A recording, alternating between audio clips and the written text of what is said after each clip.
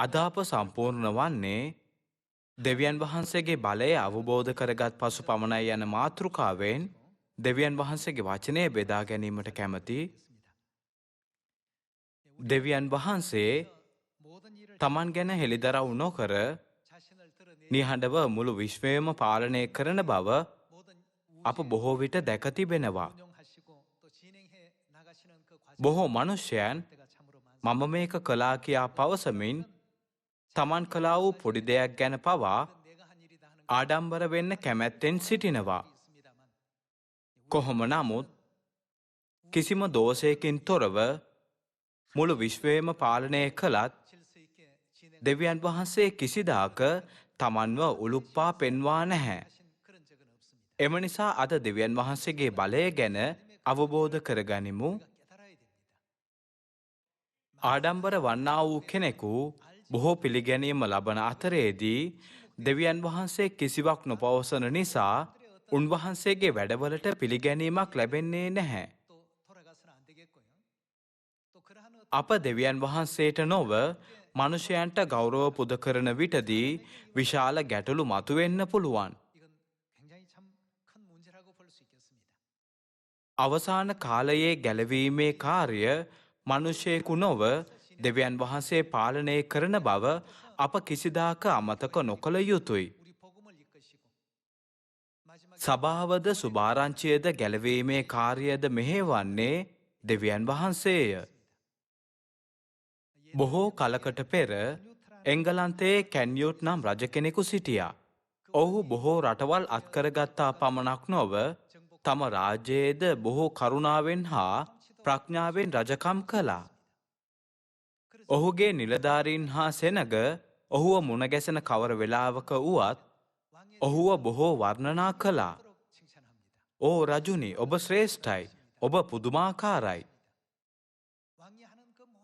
ඔබ නියෝග කරන ඕනෑම දෙයක් සිදු වෙනවා.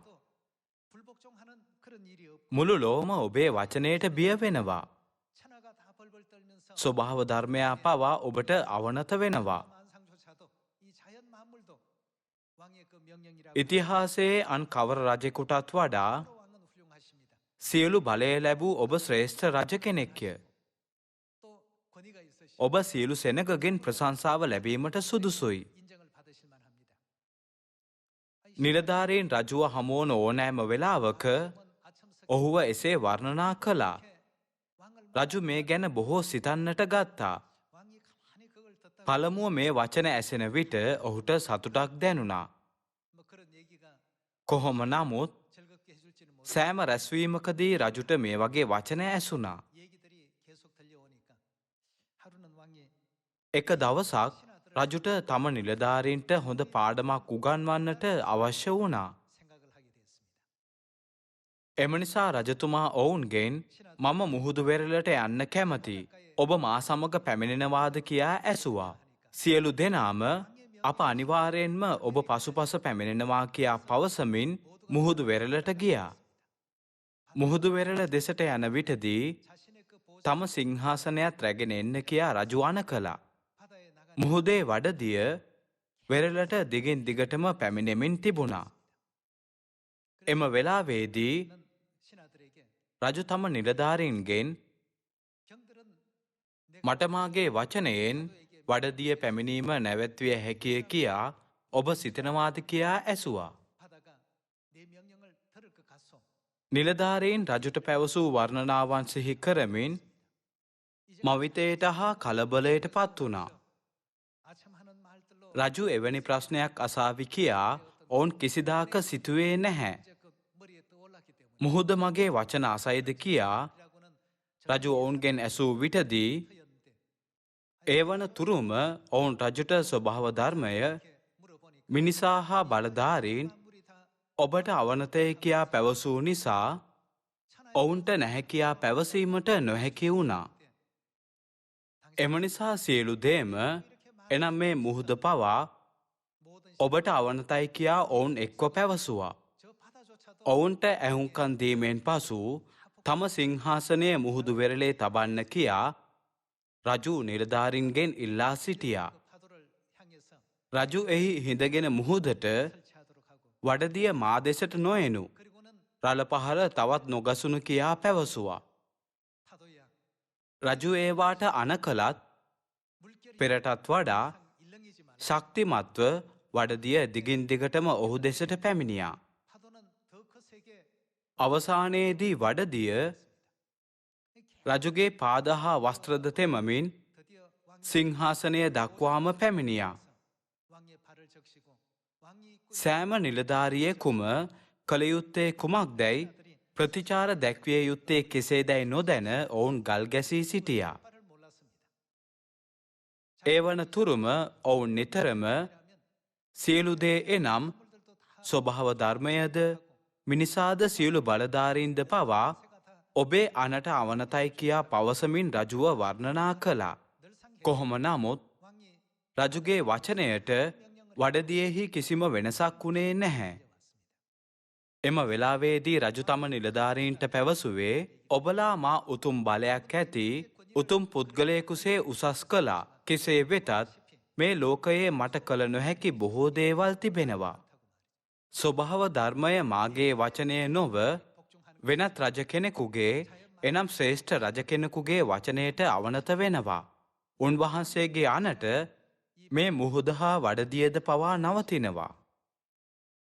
මෙතැන් සිට ඔබේ ප්‍රශංසාවන් ඒ රජු වෙනුවෙන් ඉතිරි කරන්න කියා පැවසුවා. තම වචනයෙන් වඩදිය හා මුහුද පවා නතර කළ හැකි රජ කෙනෙකු සිටිනවා. ඒ රජු කවුරුන් කියාද ඔබ සිතන්නේ? සියල්ලෙනි. අපට බලය ලැබී තිබෙන්නේ දෙවියන් වහන්සේගේ බලය යටතේ తాවකාලිකවයි. දෙවියන් වහන්සේ විසින් රජුට බලය නොදුන්නා නම් ඒ රජු කොයිතරම් ශ්‍රේෂ්ඨ රජ කෙනෙක් වුණත් ඔහුට තවත් රජ කෙනෙකුගේ භූමිකාව ඉටු කිරීමට නොහැකි වෙනවා. කොහොම නමුත් මුළු විශ්වයම පවා අවනත වන්නා වූ රජ කෙනෙකු සිටිනවා. ඒ දෙවියන් වහන්සේය. එහෙමනම් අප සැම විටම උන්වහන්සේට මහිමය හා ප්‍රශංසාව පුද කළ යුතුයි නේද? මේ කාරණය නිසා කැන්යුට් රජු දෙවියන් වහන්සේගෙන් බොහෝ ආශිර්වාද ලැබූ බව මම දන්නවා. අප ඇදහිල්ලේ ජීවිතයේ ගමන් කරන අතරේදී අනෙක් අයගෙන් ප්‍රශංසා ලබන නිසා සතුටු නොවිය යුතුයි. ඒ වෙනුවට අප නිතරම මේ ප්‍රශංසාව පැමිණෙන්නේ කොහෙන්ද කියා සිතා තවත් වැඩියෙන් දෙවියන් වහන්සේට බලයත් ශක්තියත් මහිමයත් ලබා දිය යුතුයි. දෙවියන් වහන්සේගේ බලය අවබෝධ කරගත් විටදී අපගේ ඇදහිල්ලේ ජීවිතය සම්පූර්ණ වී අවසානය දක්වා ස්ථීරව සිටින්නට පුළුවන් වෙනවා. කැන්යුට් රජු ශ්‍රේෂ්ඨ රජ කෙනෙක් වුවත් ඔහුට වඩදිය නවත්වන්න බැරි වුණා. නමුත් වසර 2000කට පෙරදී යේසුස් වහන්සේ මුහුද හා වඩදියට කුමක් කළාද? උන්වහන්සේ එය නිශ්චල කළා. උන්වහන්සේ තමන් මුළු විශ්වයේම රජු යැයි පෙන්වමින් ජලය මත ඇවිදගෙන ගියා. යෙසායා 51:12ට යමු. නුඹලා සනසන්නේ මමය.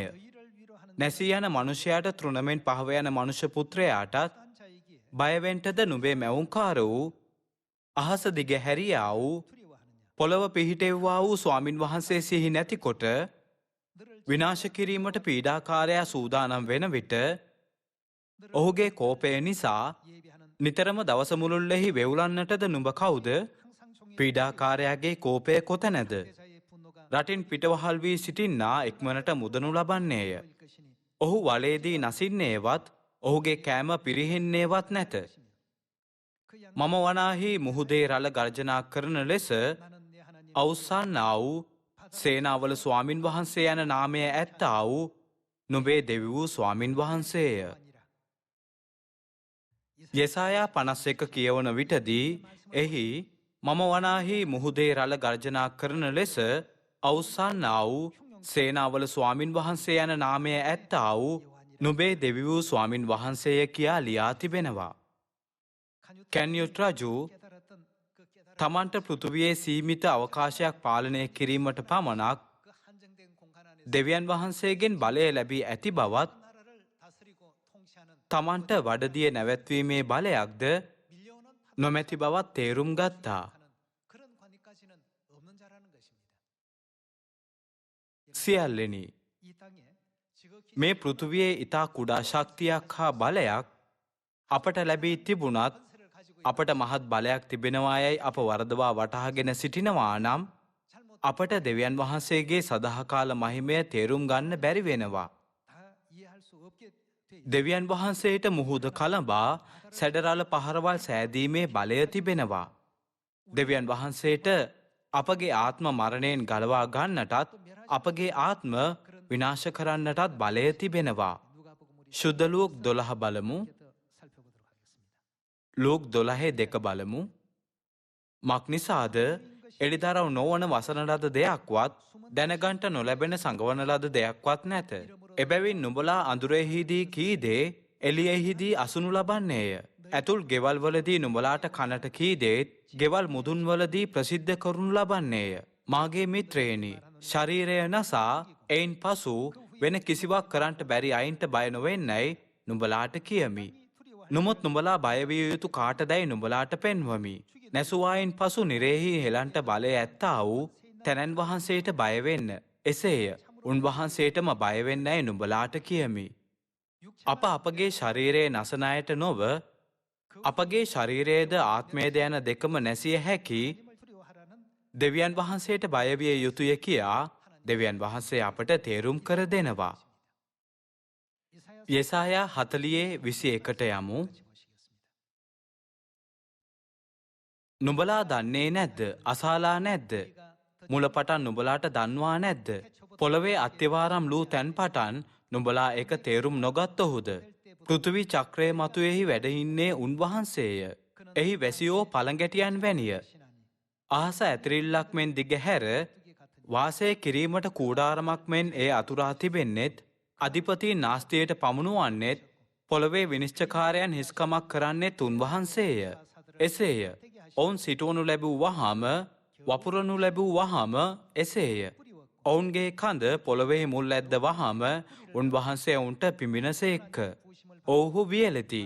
ඉපනැලිමෙන් ඔවුහු සුලිසුළඟට ගහගෙන යති. ඉතින් නුඹලා මා කාට සමාන කරනවාද? මා එක සමානව සිටින්නේ කාටදැයි ශුද්ධ තැනැන් වහන්සේ අසනසේක්ක. නුඹලාගේ ඇස් ඉහළ ඔසවා බලන්න. මේවා මැව්වෙත් මේවායේ සේනාව ගණන් වශයෙන් පිටතට පමුණුවන්නෙත් කවුද? උන්වහන්සේ මේ සියල්ලන්ට නම් කියා හඬ ගසනසේක්ක.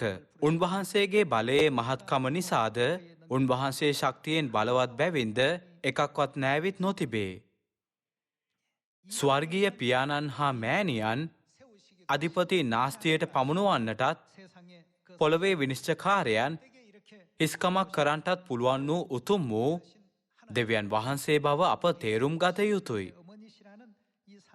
පියාණන් හා මෑණියන් ගැන ආඩම්බර වෙමින් මේ අවසන් දවස්වලදී අප සුභාරංචිය වෙනුවෙන් අපවම කැප කළ යුතුයි. මේ පොළවේ සියලු බලය පැමිණෙන්නේ දෙවියන් වහන්සේගෙන්ය. දෙවියන් වහන්සේ ඉඩ නොදුන්නොත් අදින්ම අපට සියල්ල අහිමි වෙන්න පුළුවන්. එකලේකම් 16 වෙනි පරිච්ඡේදයට යමු. එකලේකම් 16:27ට යමු. ගෞරවයද තේජසද උන්වහන්සේ ඉදිරියෙහි පවත්නේය. ශක්තියද සන්තෝෂයද උන්වහන්සේගේ ස්ථානයෙහි ඇත්තේය. ජනයනි, ස්වාමින් වහන්සේට දෙව්. ගෞරවයද බලයද ස්වාමින් වහන්සේට දෙව්. ස්වාමින් වහන්සේගේ නාමයට අයිති ගෞරවය දෙව්. පඬුරක් රැගෙන උන්වහන්සේ ඉදිරියට එව්. ශුද්ධ වූ අලංකාරය ඇතුව ස්වාමීන්ට නමස්කාර කරව්. පොළොවාසී සියල්ලෙනි, උන්වහන්සේ ඉදිරියේ වෙවුලමින් සිටිව්. නොසෙල්වෙන ලෙස ලෝකයත් ස්ථීරව තිබේ. ස්වර්ගයෝ සන්තෝෂ වෙත්වා. පොළොවද ප්‍රීති වේවා. ස්වාමින් වහන්සේ රජකම් කරන සේක්කැයි ජාතින් අතරේ කියත්වා. මුහුදත් එහි ඇති සම්පූර්ණකමත් ගර්ජනා කෙරෙත්වා.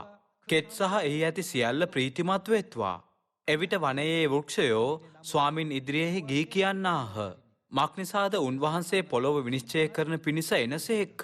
ස්වාමින්ට ස්තුති කරව මක්නිසාද උන්වහන්සේ යහපත්ය. උන්වහන්සේගේ කරුණාව සදහකල් පවත්නේය. අපේ ගැලවීමේ දෙවියන් වහන්ස. ඔබගේ ශුද්ධ වූ නාමයට ස්තුති කරන පිණිසත් ඔබේ ප්‍රශංසා ගැන ජයഘോഷා පවත්වන පිණිසත් අප ගලවා ජාතීන් අතරෙන් අප රැස්කොට අප නිදහස් කළ මැනවයි කියව. ඊශ්‍රායල්ගේ දෙවි වූ ස්වාමින් වහන්සේට සදාකාලයෙන් සදාකාලයට ප්‍රශංසා වේවා. මුළු සෙනගද ආමෙන් කියා ස්වාමින් වහන්සේ වර්ණනා කළෝය. තමන් වහන්සේ නිතරම ප්‍රශංසාව මහිමය හා ගෞරවය ලැබිය යුතු ස්ථානයක සිටින බව දෙවියන් වහන්සේ මේ පදය තුළින් අපට තේරුම් ගැනීමට ඉඩ හැරියා. දෙවියන් වහන්සේගේ බලය තේරුම් ගැනීමෙන් පසු සම්පූර්ණ වූ බොහෝ මනුෂ්‍යයන් සිටිනවා. දාවිත් ඔවුන්ගෙන් එක් කෙනෙක්ය.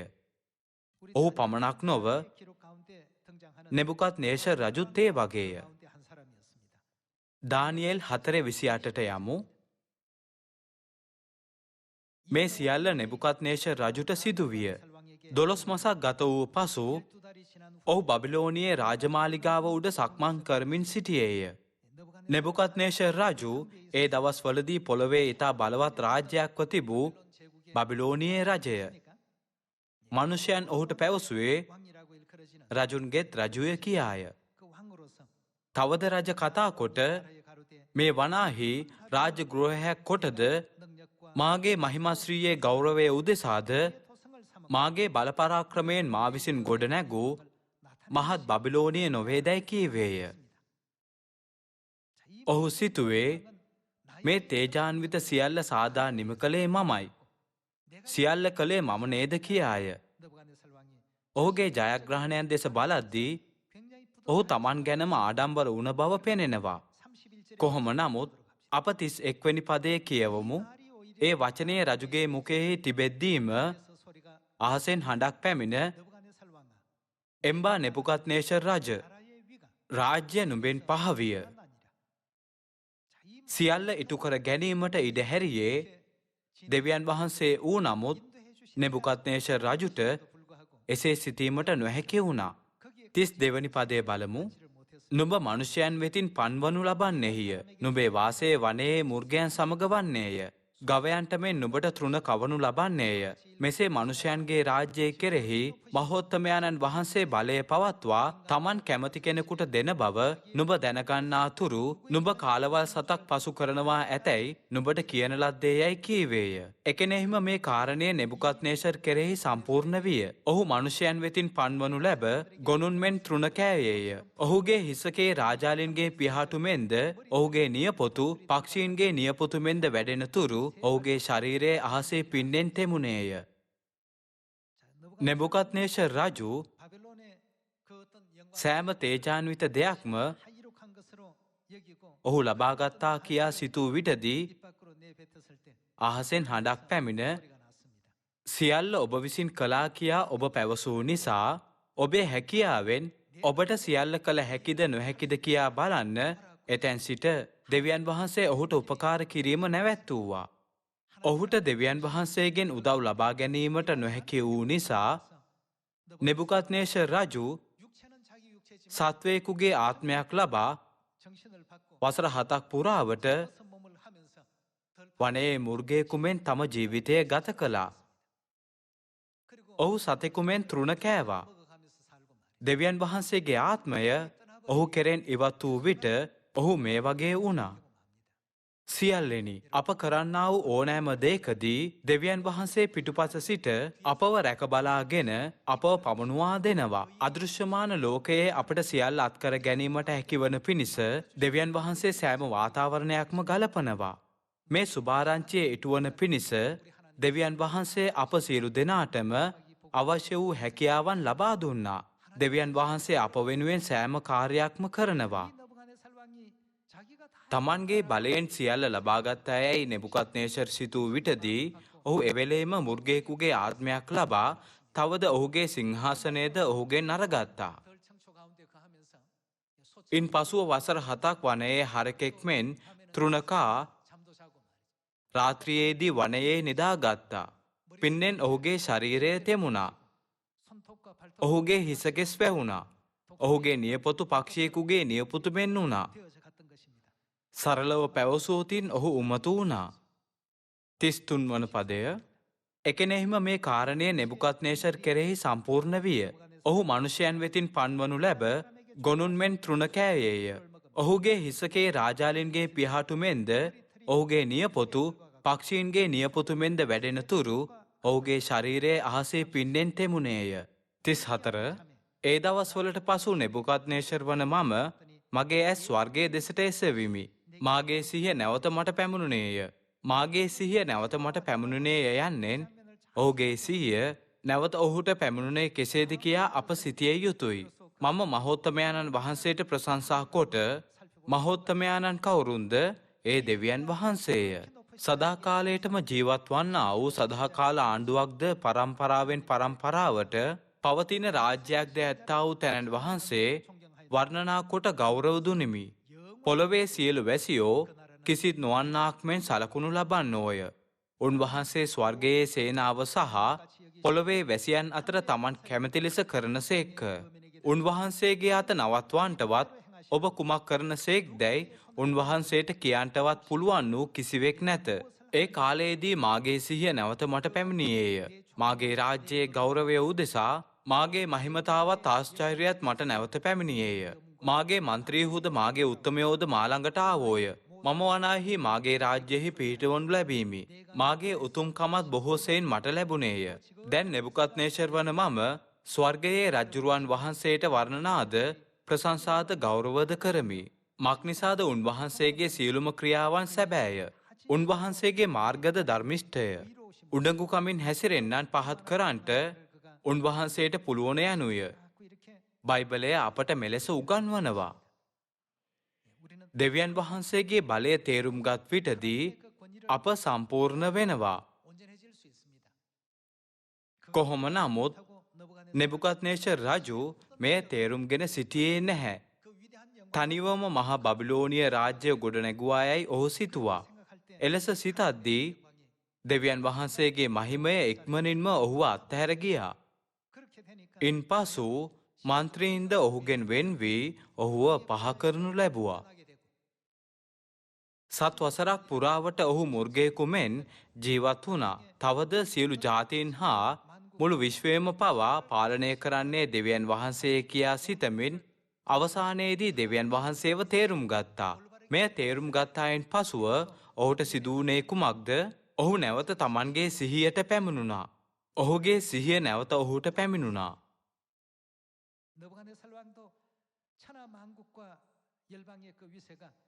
සියලු බලය දෙවියන් වහන්සේගෙන් පැමිණෙන බව තේරුම්ගත් විටදී ඔහුගේ ස්ථානය ඔහුට නැවත ලැබුණා. පරණ ගිවිසුම් කාලයේදී යෝබ්ද සමානයි. යෝබ් සාතන්ගෙන් පැමිණි බොහෝ පරීක්ෂාවන්ට මුහුණ දුන්නා.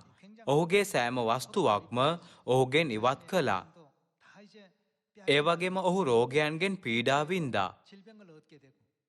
ඒ දුෂ්කරතාවලදී ඔහු දෙවියන් වහන්සේගෙන් වෙන්වන්නට තිබුණත් ඔහු දෙවියන් වහන්සේව අත්හැර ගියේ නැහැ. ඔහුගේ මිතුරන් ඔහු හමුවන විටදී ඔහු දෙවියන් වහන්සේ ගැන නොසිතා තම මිතුරන් සමග කතා කළ අවස්ථාද තිබුණා. අවසානයේදී දෙවියන් වහන්සේ ඔහුට ඉගැන්නුවා. යෝබ් 37:14ට යමු.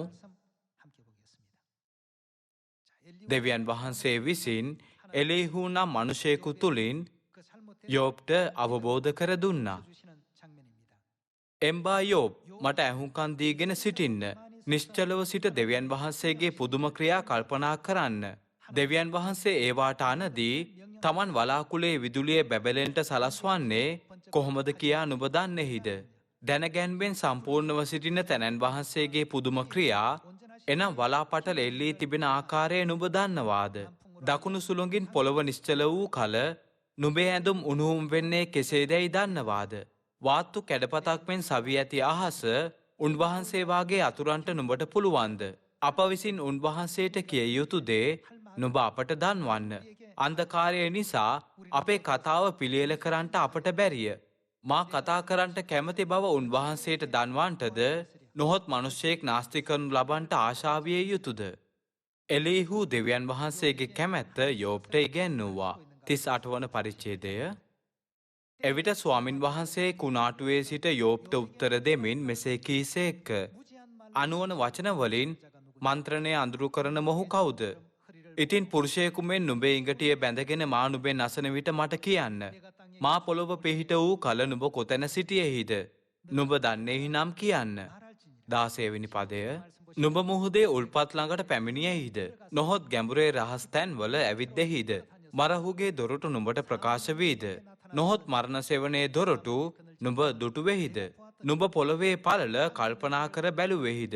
ඒ සියල්ල දන්නේහි නම් කියන්න. නුඹ එළිය ඒකේ මායිමට ගෙන යන පිණිසත් ඒකේ නිවාසයට යන මාවත් නුඹ විසින් තේරුම් ගන්නා පිණිසත් එය වාසය කරන තැනට යන මාර්ගය කොහේද? අන්ධකාරයේ ස්ථානයත් කොතැනද? 24 වන පදයට යමු. එළිය විහිදෙන්නෙත් නැගෙනහිර සුළඟ පොළොව පිට පැතිරෙන්නෙත් මොන මාර්ගයෙන්ද?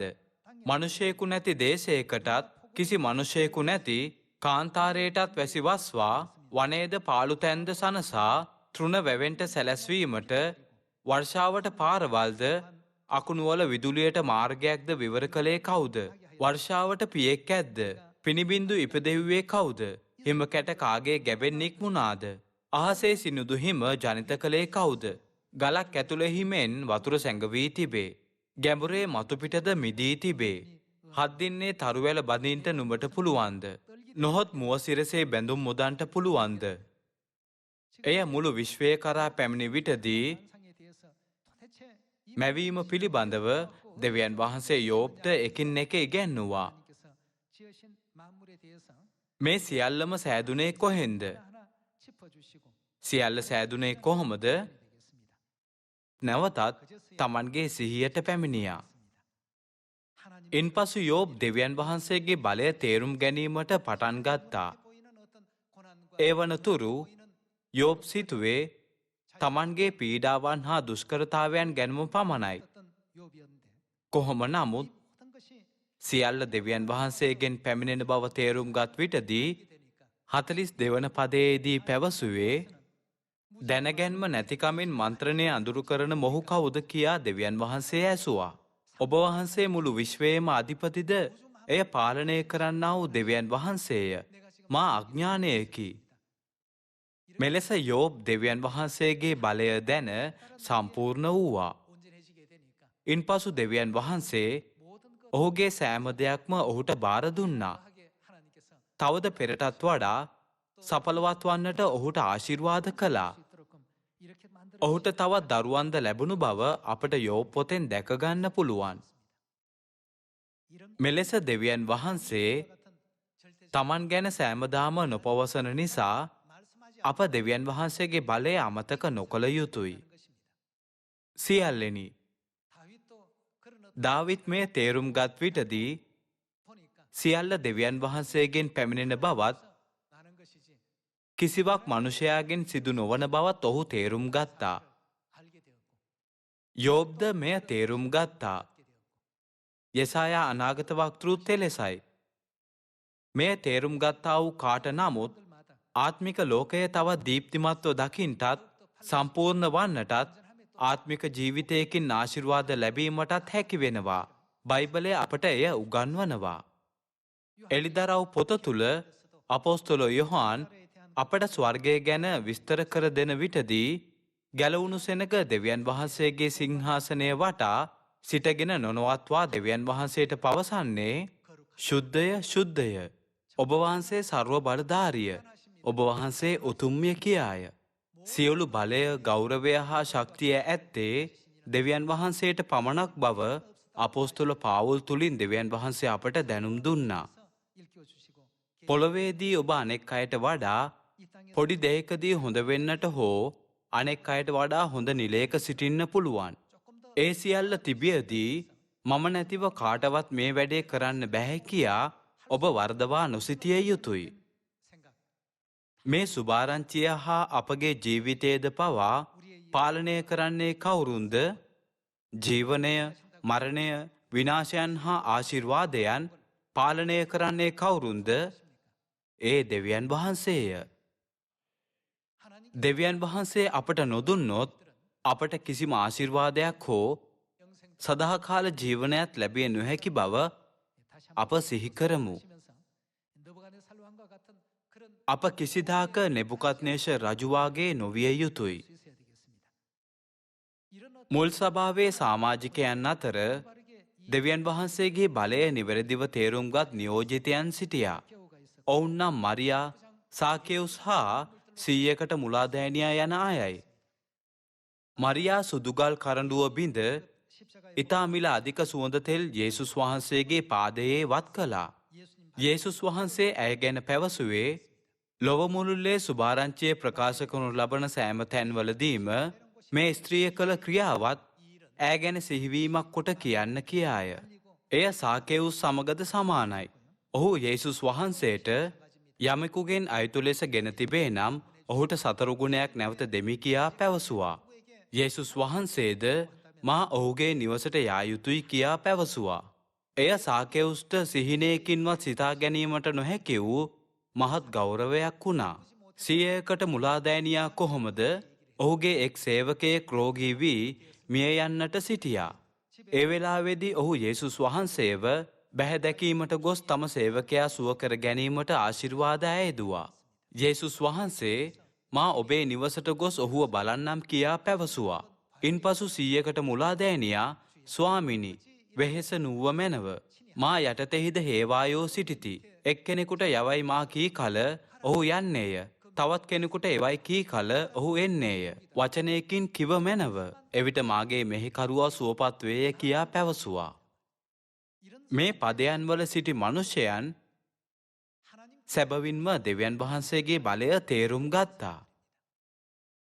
දෙවියන් වහන්සේගේ බලය තේරුම්ගත් මනුෂ්‍යයන්ට දෙවියන් වහන්සේ කෙරෙහි ඇදහිල්ලද තිබුණා. දෙවියන් වහන්සේ මනුෂ්‍යයන්ගේ සමානත්වයෙන් පැමිණියත් ඔවුන් උන්වහන්සේව හඳුනා ගත්තා. මාක් 2:3 යමු.